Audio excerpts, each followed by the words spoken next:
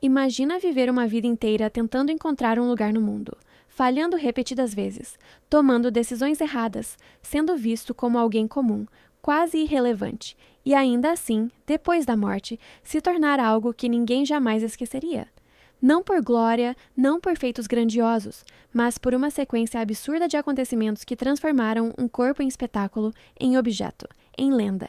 Essa é a história de Elmer McCurdy, um homem que não encontrou sucesso em vida, mas que percorreu os Estados Unidos inteiro depois de morto. Ele nasceu em 1º de janeiro de 1880, na pequena cidade de Washington. Desde o início, sua história já era marcada por um certo desconforto, um segredo familiar que moldaria sua personalidade. Sua mãe, Sadie, tinha apenas 17 anos quando ele nasceu e não era casada. Para evitar o julgamento social, algo muito forte naquela época, o menino foi criado como se fosse filho do próprio irmão dela, George, e da esposa dele. Durante a infância, Elmer cresceu acreditando que aquelas eram suas figuras parentais. Mas tudo mudou quando ainda era jovem.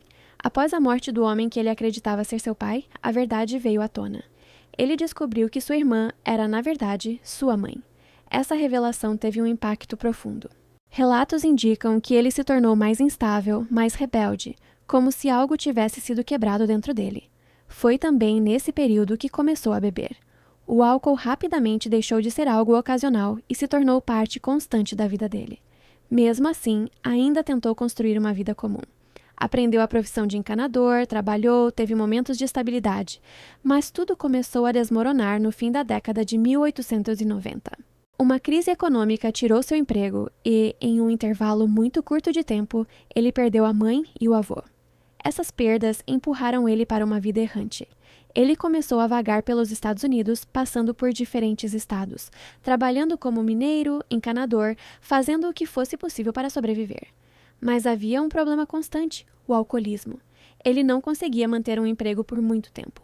Sempre acabava perdendo oportunidades, se envolvendo em problemas, sendo visto como alguém pouco confiável. Em determinado momento, acabou indo para o Kansas, passando por cidades pequenas como Cherryvale e Iola. Chegou a ser preso por embriaguez em público, algo que já mostrava o rumo que sua vida estava tomando. Em 1907, tomou uma decisão que parecia, talvez, uma tentativa de recomeço. Se alistou no United States Army. Foi enviado para Fort Leavenworth, onde recebeu treinamento militar. Ali, teve contato com algo que marcaria sua trajetória: o uso de nitroglicerina. Ele aprendeu, ainda que de forma limitada, a lidar com explosivos. Naquele momento, aquilo era apenas parte do treinamento, mas mais tarde se tornaria sua principal ferramenta no crime. Após receber dispensa honrosa em 1910, ele voltou à vida civil. Mas ao invés de estabilidade, encontrou novamente o caos. Voltou a beber, se envolveu com pessoas erradas e, pouco tempo depois, foi preso sob suspeita de planejar um assalto. Foi absolvido, mas aquela experiência acabou sendo um ponto de virada. Foi ali que começou sua vida no crime. Elmer decidiu se tornar um fora da lei. Passou a participar de assaltos, principalmente a bancos e trens, usando explosivos para tentar abrir cofres. O problema era que ele não dominava bem aquilo que estava fazendo. Seus crimes eram marcados por erros. Em uma tentativa de roubo a um trem, ele usou nitroglicerina em excesso. A explosão destruiu completamente o cofre, mas também danificou o dinheiro que estava dentro. Muitas das moedas acabaram derretidas, fundidas ao metal. No fim, o grupo conseguiu levar apenas uma quantia pequena, algo entre 100 e 500 dólares. Outro assalto, em um banco na cidade de Chautauqua, seguiu um padrão parecido. Depois de horas tentando invadir o local, ele explodiu a porta externa do cofre, destruindo o interior do banco, mas sem conseguir acessar o dinheiro principal.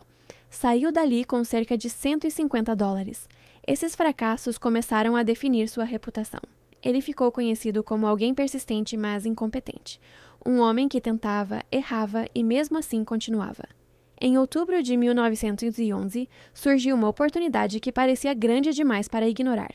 Um trem que transportava cerca de 400 mil dólares em pagamentos destinados à nação Osage passaria por Okeza. Se desse certo, seria um dos maiores roubos da época. Mas, como já era quase previsível, algo deu errado. Elmer e seus cúmplices pararam o trem errado. Era apenas um trem de passageiros. No fim, O grupo conseguiu roubar apenas $46, alguns objetos pessoais e galões de uísque. Foi descrito posteriormente como um dos roubos mais insignificantes da história. Frustrado, Elmer se escondeu em um rancho próximo pertencente a um conhecido. Ficou em um celeiro, bebendo o uísque que havia roubado. Naquele momento, ele já estava fisicamente debilitado. Sofria de tuberculose, tinha sinais de pneumonia e outras complicações. Mas a polícia já estava no encalço dele. Na manhã de 7 de outubro de 1911, um grupo de agentes cercou o celeiro onde ele estava escondido. Usaram cães para rastrear sua localização. Esperaram o amanhecer.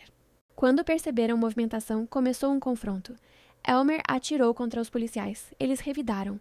O tiroteio durou algum tempo, com disparos sendo trocados de ambos os lados. Em determinado momento, um tiro atingiu seu peito. Ele morreu ali mesmo, dentro do celeiro. Seria o fim da história. Mas, na verdade, era apenas o começo. O corpo foi levado para uma funerária local. Como ninguém apareceu para reclamar o cadáver, o agente funerário decidiu embalsamar ele. Usou uma quantidade significativa de substâncias químicas, incluindo arsênico, o que acabou preservando o corpo de forma incomum. Sem familiares, sem enterro, o corpo ficou ali. E então, alguém teve uma ideia. O agente funerário começou a cobrar das pessoas para ver o corpo. Chamou ele de "o bandido que não desistiu". Visitantes pagavam para observar aquele cadáver curioso, preservado, diferente de tudo que já tinham visto. Alguns começaram a colocar moedas dentro da boca dele. O que começou como algo local acabou crescendo. Anos depois, um homem apareceu dizendo ser parente de Elmer e pediu o corpo para dar um enterro digno. Mas aquilo era uma mentira. O homem fazia parte de um circo itinerante.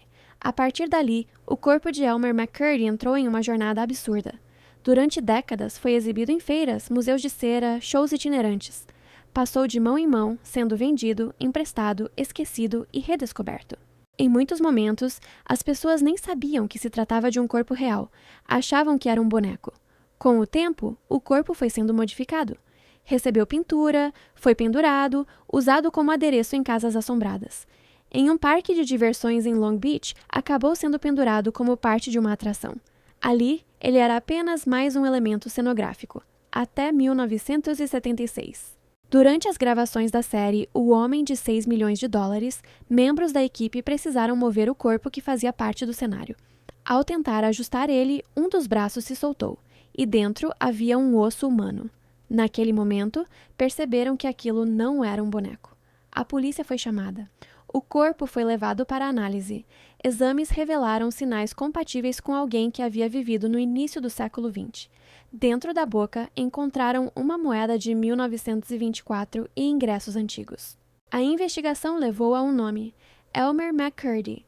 Depois de mais de 60 anos sendo exibido, manipulado e tratado como objeto, ele finalmente foi identificado. Em 1977, decidiram dar a ele um enterro de verdade. O corpo foi levado para Guthrie e enterrado no cemitério local. Dessa vez, tomaram uma decisão incomum. Cobriram o túmulo com concreto, não por respeito apenas, mas para garantir que ninguém jamais retiraria o corpo novamente. E assim terminou a história de um homem que, em vida, não conseguiu sucesso, não conseguiu estabilidade, não conseguiu reconhecimento, mas que, depois da morte, percorreu o país inteiro, foi visto por milhares de pessoas e se tornou uma das histórias mais bizarras já registradas. Um fora da lei que falhou em quase tudo que tentou, menos em ser lembrado.